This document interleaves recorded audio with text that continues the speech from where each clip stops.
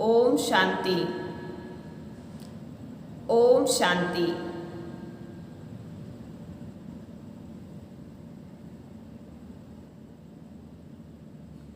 भोजन की परहेज,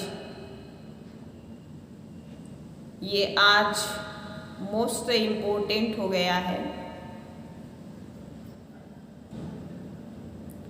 मांसाहार व्यक्ति मांसाहार व्यक्ति जिसे मांस कहते हैं, वह वास्तव में क्या है? आत्मा के निकल जाने के बाद 5 तत्वों का बना शरीर निर्जीव होकर रह जाता है। यह निर्जीव मृत अथवा मृत शरीर ही लाश अथवा या शव कहलाता है। यह शव आदमी का भी हो सकता है तो पशु का भी हो सकता है। इस शव को बहुत अशुद्ध माना जाता है। यदि कोई इसे छू भी लेता है तो उसे स्नान करना पड़ता है।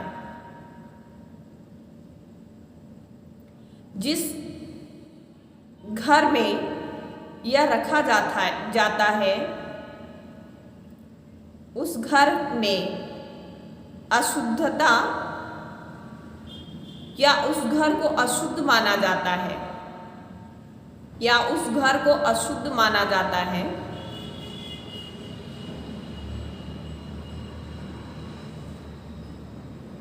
उस घर में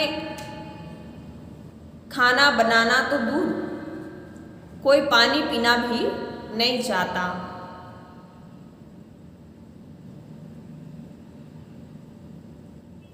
इसको देखकर तो कई लोग डर भी जाता है, क्योंकि आत्मा के निकल जाने पर यह अस्त व्यस्त और डरावना हो जाता है। और मांसाहार करने वाले लोग जो होते हैं, इसी शव या लाश को खाते हैं। इसलिए यह मांसाहार शवाहार या लाशाहार ही कहा जाएगा। किसी भी पशु प्राणी की हत्या किए बिना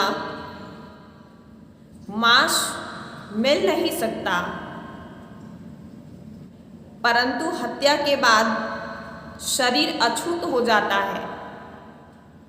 सड़न की प्रक्रिया प्रारंभ हो जाती है, जो सड़ाद पैदा करती है। जीव शरीर में वर्षों तक भी बदबू नहीं आती है, परंतु आत्मा के निकल जाते ही शरीर की दुर्गंध इतना तीव्र हो जाती है कि दूर दूर तक भी वातावरण को बदबूदार बनाती जाती है। मृत शरीर में तुरंत सड़न पैदा हो जाती है। इसीलिए लाश को अपवित्र कहा जाता है, अछूत माना जाता है। विचार कीजिए, जिस शव को मात्र छूने से या हाथ लगाने से, हाथ लगा लेने से या उसको दफन करने से, कहीं पर शमशान में जाने से इंसान अपवित्र हो जाता है, अछूत बन जाता है और उसे स्नान करना पड़ता है। और उसी लाश को मांस खाने वाले व्यक्ति रसोई में लाए, फिर पकाए, पेट में डालता है। ऐसा व्यक्ति जिसके पेट में लाश पड़ी हो, वो व्यक्ति कितना भी स्नान कर ले, इत्र छिड़क ले, क्या कभी शुद्ध और पवित्र माना जा सकता है? कदापि नहीं। शव को जब शमशान में ले जाते हैं तो उसे चिता में लिटाकर आग लगाई जाती है, परंतु मानव को देखिए, वह शव को अथवा लाश को, यूं कहें लाश को टुकड़ों में काट करके रसोई घर में ले आते हैं, फिर बनाते हैं, पकाते हैं। उसी रसोई को शमशान घाट बना दिया। रसोई जिसमें रस भरा हो, उस रसोई को क्या कर दिया? कब्रिस्तान बना दिया। और फिर मुंह के माध्यम से उसे पेट के अंदर डाल लेता है। तो हमारा इंसान का पेट भी क्या हो गया? शमशान घाट बन गया ना। ये चलता फिरता शमशान घाट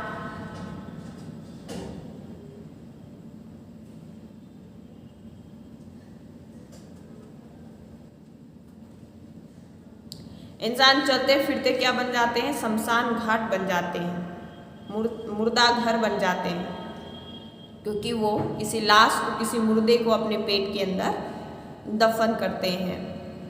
इसलिए उनका पेट क्या बन जाता है? शमशान घाट बन जाता है। पापी मनुष्य यह बिल्कुल नहीं देख पाता कि सभी प्राणियों में प्राण एक सही होता है। जो व्यक्ति स्वयं ना कष्ट पाना चाहता है, ना मरना चाहता है, वो व्यक्ति कितनी निर्दयता से, कितनी निष्ठुरता के साथ दूसरे पर हाथ उठाता है, चाकू छुरे चलाता है, उसकी मर्डर कर देता है। कितनी निर्दयता से हाथ पांव बांध करके उसको मार देता है। कहते हैं कि कोई काहू जीव का करे आत्मघात, साच कहूँ संसा नहीं, सो प्राणी दोष की जात। ये सच है, इसमें थोड़ा भी शंका नहीं है कि ऐसा प्राणी नरक में जाता है, अर्थात पाप में डूब जाता है। वास्तव में मांस खाने वाले को इस शब्द का अर्थ समझना चाहिए, बहुत रमणीकता से समझना चाहिए। माँ प्रकृति की बड़ी संतान है मानव, और मानव को अपने छोटे भाई बहनों को जीने का अधिकार देते हुए मैं जीऊं और अन्य प्राणियों को भी जीने दूं, ऐसा उनका स्वभाव संस्कार बना करके अपना चलना चाहिए। लेकिन नहीं, यहाँ तो मानव सिर्फ ये कहते हैं कि हम जिएंगे और हम किसी भी प्राणी को जीने नहीं देंगे। प्रकृति की सुंदरता, प्रकृति की शोभा सिर्फ मानव नहीं है। मानव इस धरती पर गंदगी फैलाने वाले हैं, निर्दयता से कार्य करने वाले, लेकिन इस धरती पर और अन्य प्राणियों, पशु पक्षियों से प्रकृति की शोभा बढ़ती है। इसलिए माँ प्रकृति कभी उन इंसान को माफ नहीं करेंगे जो उनकी शोभा बढ़ाने वाले वन्य जीवों को नष्ट करते जा रहे हैं। तो इसलिए हर एक मानव प्रकृति की सबसे बड़े संतान है, और बड़े संतानों का ये फर्ज होता है कि अपने से छोटे जीव जंतुओं का रक्षा करें, क्योंकि जिस तरह मानव में आत्मा होती है उसी तरह पशुओं में भी आत्मा होती है। वह बोल नहीं पाती हैं, परंतु प्यार, पुचकार या क्रोध, हिंसा आदि सभी को महसूस करती हैं। वो भावनाओं को समझता है कि इंसान उनसे प्यार कर रहे हैं या मार रहे हैं या तड़पा रहे हैं, इन चीज़ों को वो समझता है, लेकिन बस बेबस है कि अपने मुख से वो चिल्ला के तुम्हें नहीं कह पाता कि हमें मत मारो। लेकिन उनकी भी आंखों से आंसू निकलता है, उनका भी हृदय रोता है, वह भी प्रार्थना करते हैं।